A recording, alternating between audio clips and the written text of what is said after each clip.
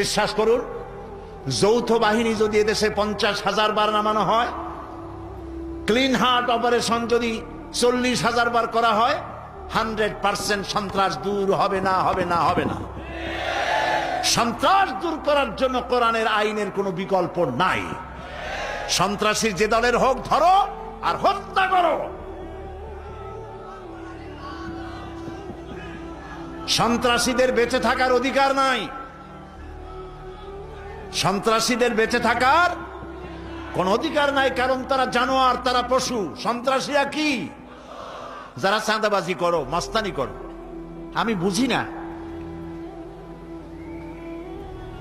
তারা কি জাতের লোক, গায়ের রক্তটা কিসের, মানুষের রক্ত না পশুর রক্ত? চাঁদাবাজি করতে যাও কি জন্যে? একটা মানুষ বহু টাকা বহু কষ্ট করে জমি জমা বিক্রি করে ব্যবসা করতেছে, সেখানে যাইয়া আমাদেরকে 2 লক্ষ টাকা দিতে হবে, 5 লাখ টাকা দিতে হবে। কি হয়েছে?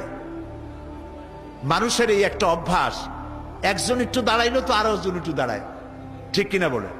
আপনি দেখেন যাওয়ার সময় রাস্তায় আপনি স্যাপ ফেলাইয়া দাঁড়ায় থাকবেন, আরো 2 জন এসে দেখবে যে ফেলাই লুকি, এরপরে আরো 3 জন, আরো 10 জন, আরো 50 জন ফালাইছে, কিন্তু স্যাপ দাঁড়াই গেছে 100।